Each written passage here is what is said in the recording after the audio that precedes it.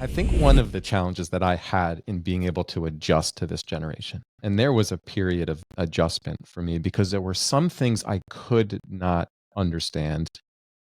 Empathically, I try to put myself into the shoes of my clients, but I did not understand the desire to want to identify with a mental illness.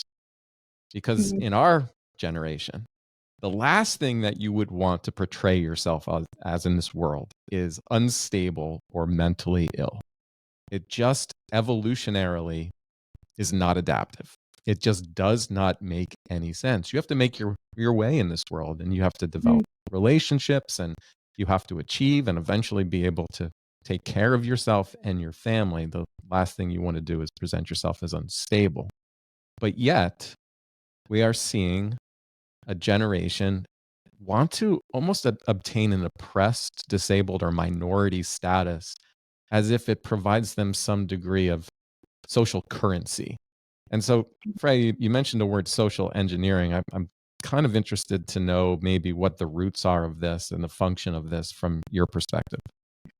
I think that a lot of the time, I mean, it's so controversial to say if I said it to anyone who's kind of not recent, just someone normal in this generation, but I think it's a very attractive excuse for a lot of things that I don't think are Gen Z's fault. So, for example, we're growing up a lot slower than previous generations. So we're kind of taking longer to do things like move out and get a job and get a driver's license. So if you talk to kind of like the average 25-year-old, they probably seem about 18 to older generations, and then the average 18-year-old seems like 15. And so there's areas in which Gen Z are kind of falling behind in terms of these kind of milestones of adulthood. And then I think something like mental health, all this mental health culture, all of these diagnoses, all of these reasons come along, and they're very attractive because then you can say, I'm not being lazy. It's my ADHD executive dysfunction that means that I can't, tidy the same way that a normal person can. Or it's not the fact that I can't make a phone call at 24. It's because I have crippling social anxiety that I take medication for. Um, and I think the problem with that is there's this huge, obviously, mental health industry that's indulging that and saying, yeah, it's not your fault if you're behind on these markers or if you kind of behave more childlike, because I feel, your generation would view that as childish behavior. If you can't walk in a room and introduce yourself at 25, you would see it probably as a problem that's kind of juvenile. Whereas now there's no talk of that. It's, we have to understand your trauma and your childhood and your chemical imbalance or whatever it is. But I can fully understand why people are identifying with it because it's very attractive. There's a lot of things I would like about me to blame on a mental health problem. It's a lot more effort and work and kind of, you know, it's not the best thing to have to admit to yourself, to be like, actually, this is just something I can take accountability for. So I can see 100% why the average 15-year-old would want to do that. Yeah, I've gotten killed on social media for making kind of those same points that the identification with a mental illness is kind of self serving in a way that it decreases the experience of shame. Mm. And aversive emotions have value. Hmm. We want to avoid feeling shame. We want to avoid feeling guilt. We want to avoid feeling bad. So we make the necessary adjustments in our lives to overcome those challenges so we don't have to feel that anymore. If you're unable to socially kind of integrate and have conversations with adults when you're 25 years old, that anxiety is supposed to be aversive. It's supposed to Mhm. help you adapt by making necessary changes. So essentially, we have to feel bad. We have to struggle in this life in order to progress. So the Mhm. identification of emotional struggle as some immutable characteristic, some disorder, is so nefarious. To me, it extends beyond just the mental health industry. I think there is something else going on where politically it's part of a approach to fragilize generations, to confuse people in order to usher in new political, ideological perspective. So I've been open about that. Does that in any way cross your mind when you think about this, when you step outside? Yeah, I think a big problem, so politically, the problem I see with it is the kind of progressive narrative now is is the one indulging this, is the one saying, any struggles you have, it's because of something out of your control. And the most pressing problem young people have in their lives is stigma and discrimination, and completely like absolving young people of personal responsibility.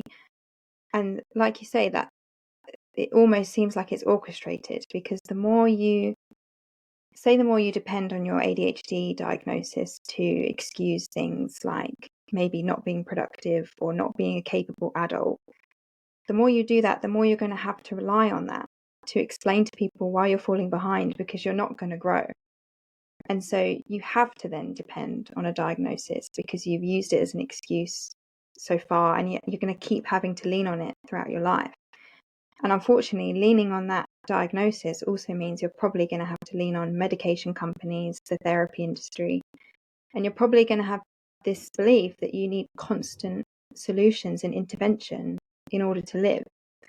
And so, like you said earlier, it just creates a lifelong customer for various different industries, and someone who's demoralized and who thinks that everything is kind of out of their control. And I see that happening so much among young people, is this belief that they can't handle uncomfortable emotions and can't handle life, the ups and downs of life, without having some kind of professional intervention or product or service. And yeah, to me, it seems like one massive kind of marketing strategy. Yeah, but when it comes to the politics, this is where I have a hard time understanding. Like I understand your perspective about control, but for any country, the economics for an economy to want to progress, like it requires a certain level of risk to be taken by individuals to start business, especially for small business. If you have an entire generation that is risk averse, that's just setting your economy up for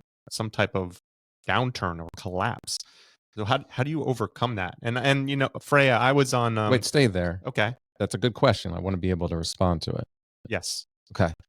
So this isn't new. This class warfare that's created by an elite class that is seeking more dictatorship or totalitarian control is not new. You create an us versus them in a culture, and you bring about a revolution.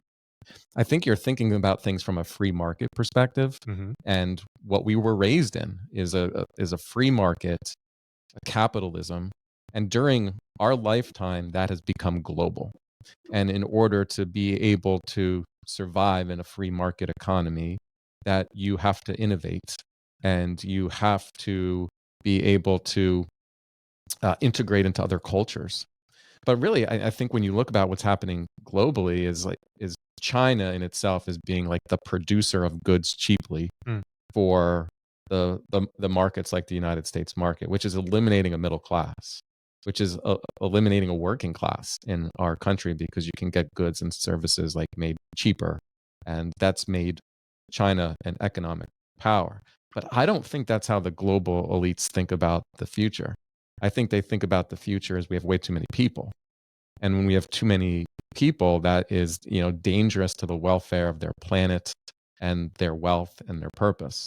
I think we've had these complex kind of conversations. I don't know if we have we don't want to dedicate today's topic to that, but I just want to reflect to the complexity of it, where creating class warfare is nothing new. That's an old playbook on cultural Marxism. So you get people to believe that their unhappiness and their inability to achieve success in this world is related to an oppressive class, and that there's distinct characteristics, whether it's race and whether it's gender or just social class that you were born into, that will always prevent you from achieving any type of success. And I think what that does is it tends to almost enslave the human spirit. Like the human spirit wants to innovate. The human spirit wants to create, wants to grow, always wants to learn, wants something new. And once you're told that you're not able to become something based on maybe how you look or where you were born. And you won't own anything and you'll be happy owning nothing. I think that just, is a recipe for kind of depression, and you become numbed by seeking out drugs or television, Netflix, stimulation, video games, porn, something just to feel good in that particular moment. And I think that's where we're seeing with generations is we're just being numbed by technology to kind of forget the realities of our life right now, is we're not seeing the ability to the opportunities to exist in order to innovate and take care of your family, and there's economic problems around it. This is where I'm interested in getting Freya's perspective as Gen Z, and she talked about being risk averse and getting driver's license later and staying at home. What do you believe are the contributing factors to that? Because it has to be something beyond social media and devices. Yeah, well, I think, Jonathan Haidt was right about coddling culture. If you get Gen Z to describe their childhood, it's very, very different to older generations in the sense that you'll hear a lot of stories about things you couldn't do because of health and safety and because of rules and regulations, and the times that, in school, ball games got banned because they're too dangerous, or, instead of going up and meeting up with friends, your parents would prefer you to stay home on the computer because you're safer, even though now we kind of know you're not safer in many different ways. So I think that safetyism and the coddling culture, and being raised as part of a generation, generally speaking, that's very in the West affluent, growing up with all these comforts and conveniences that previous generations didn't have. I think that really set us up to fail, in the sense that we weren't raised to have that resilience. And then that's kind of the background as to why we're risk averse. But then as we've grown older, all of these technologies have come out which indulge that risk aversion. They say to us, you don't have to go and talk to that person, you can just text them, you don't have to try and start a relationship, you can watch online porn.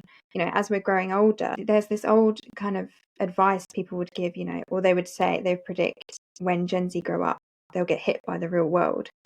And they'll realize that they can't get away with this. But, we're growing up and the technology is growing up with us to coddle us and take away the risk. And so we're getting into adulthood and we're still not having to be resilient because we have all of these options at our disposal. And so I think risk aversion is kind of the bigger picture. But now companies are able to get much closer access to us and much better influence over us because we're fragile and risk averse. The older you get,